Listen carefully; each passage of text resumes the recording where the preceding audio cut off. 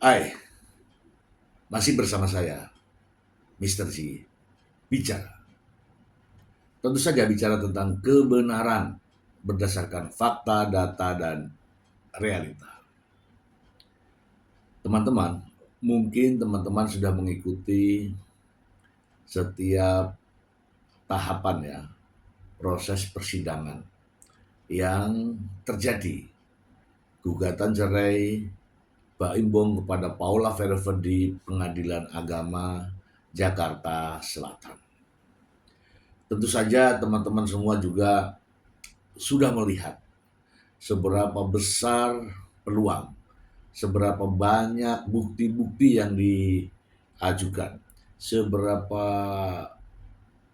banyak saksi-saksi yang diajukan, dan juga dalil-dalil yang diucapkan dalam proses perceraian tersebut.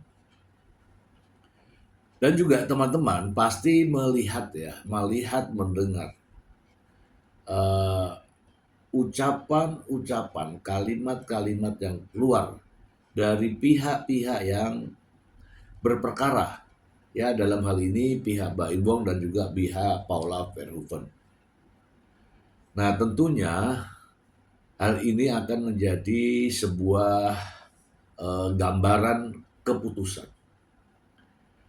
Hakim akan mengambil sebuah putusan setelah melihat, mendengar, dan mengetahui bagaimana peristiwanya yang sebenar-benarnya terjadi.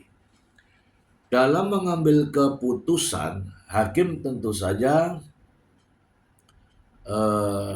dengan prinsip keyakinan dan atas nama keadilan. Saya ingin membacakan apa makna daripada putusan hakim. Putusan hakim adalah keputusan yang diambil oleh hakim setelah memeriksa dan menyelesaikan suatu perkara. Putusan hakim merupakan penjelmaan hukum yang berlaku dan harus memberikan manfaat bagi semua pihak yang terlibat. Manfaat. Putusan hakim diucapkan dalam persidangan yang terbuka untuk umum. Putusan hakim dibuat dalam bentuk tertulis.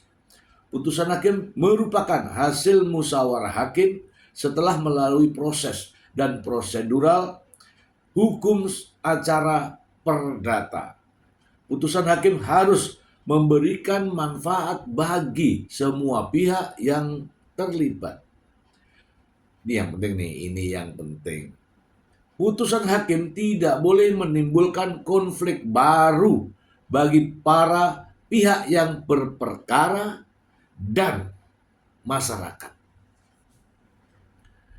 Nah, teman-teman, ini yang terpenting yang terakhir saya bacakan. Setidak-tidaknya ada untuk kebaikan masyarakat secara luas. Kalau hanya sekedar untuk kedua belah pihak, ya kan, kemudian masalah ini lepas dari pengawasan masyarakat, ya ini berbahaya.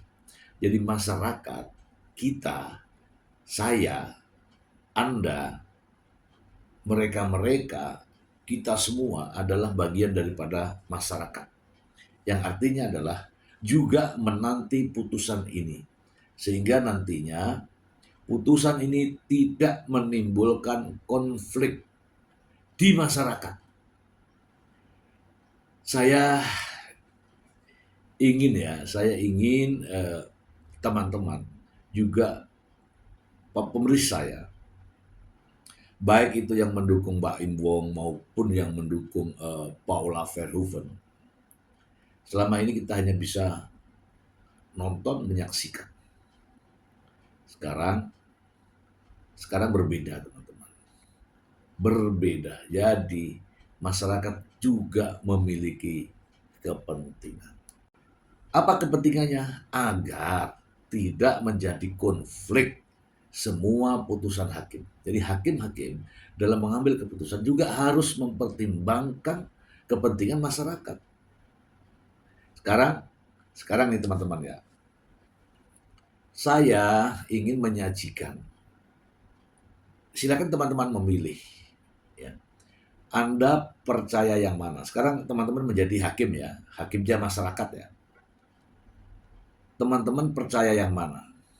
Saya kasih beberapa nama. Mbak Imbong, apa yang diucapkan Mbak Imbong, seberapa besar Anda percaya? Kemudian pengacara Mbak Imbong, seberapa besar Anda percaya dengan apa yang diucapkan oleh pengacara Mbak Imbong? Ya, ini Mbak Imbong dan pengacaranya adalah satu pihak. Kemudian saya hanya ingin membandingkan, saya hanya ingin memadukan, hanya ingin memberikan perbandingan apa yang diucapkan oleh Mbak Imbong dan juga pengacaranya. Saya hanya mau membandingkan dengan suara dari Kenzo. Kenzo ini anaknya Baim. Saya hanya ingin membandingkan. Kira-kira nih, menurut Anda,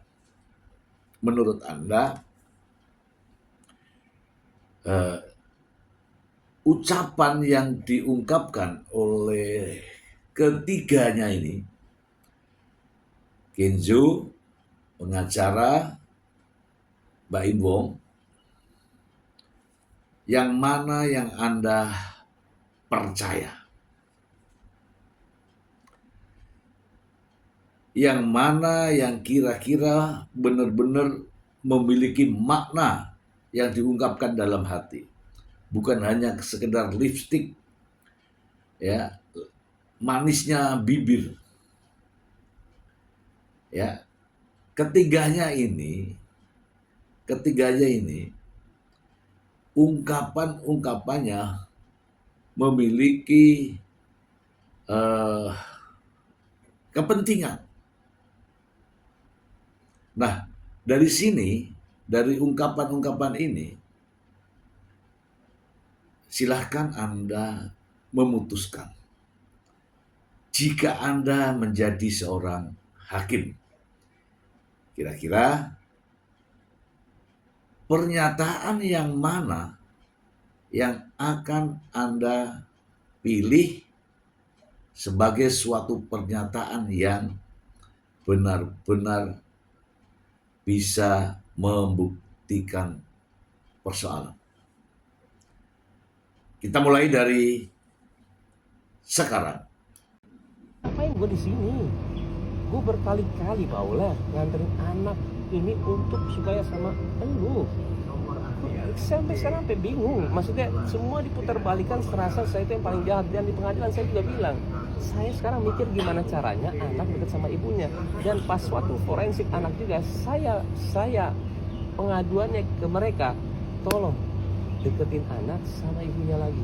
Dia pun kaget, bukannya saya tuh seperti mau tolong dong ini bantuin gua untuk ini, enggak, tolong dong deketin anak sama ibunya. Bisa ditanya. Setelah ini kita tampilkan yang kedua, berikut ini. Tadi itu pemeriksaan setempat di mana atas permintaan saya selaku kuasa hukum Pak Imbong minta supaya dilakukan pemeriksaan di tempat, di mana 3 tempat, rumah yang ada di Ozon, rumah yang ada di Delman, dan rumah yang ada di Tiger Walk. Dari tempat pemeriksaan itu biar majelis hakim yang menyimpulkan. Yang jelas tadi dalam proses itu majelis hakim juga sampai masuk ke kamar, juga melakukan pemeriksaan di lantai berapa di rumah yang ada di Ozon.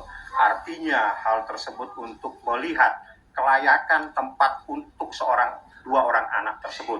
Apakah rumah tersebut layak atau tidak layak. Yang terpenting dari semua persoalan ini, seseorang itu harus sehat jasmani dan rohani. Apabila ada salah satu yang tidak sehat, baik jasmani atau rohani, tidak harus mendapatkan hak hadona. Jadi dilarang seseorang mendapatkan hak hadona apabila ditemukan adanya tidak sehat secara jasmani, seperti itu. Selanjutnya kita tampilkan ini yang ketiga. Suara dari Kenzo berikut ini. Adiknya ada mana kak? Nanti papa marah. Nanti mama dimarahin papa. Oh iya, enggak, papa tuh baik adek. Papa nggak marahin mama kok sayang. Nih, mama bawa makanan. Adik udah mau makan. Mama cuma bawa makanan. Ih, Nah, jika Anda sebagai hakim dalam permasalahan ini, kira-kira Anda lebih percaya yang mana? Nah, itulah yang akan terjadi. Ya, kita sebagai hakim, ya sekarang ini kita sebagai hakim nih, hakim masyarakat. Kita sebagai hakim akan mengambil keputusan dari hal-hal yang nyata, benar, dan fakta. Ini adalah syarat mutlak hakim dalam mengambil keputusan. Sekalipun diberikan apapun, dijanjikan apapun, hakim akan tetap mengambil keputusan dari keyakinan hakim dan fakta-fakta real yang ada. Ini hanyalah contoh simulasi hakim-hakim yang benar. Hakim yang benar adalah hakim yang mendengarkan suara-suara kebenaran dan mengambil keputusannya dari keyakinan hakim, bukan dari janji siapa yang berjanji dan akan memberi apa. Ya, selamat, Anda semua telah menjadi hakim di masyarakat. Semoga bermanfaat. Terima kasih.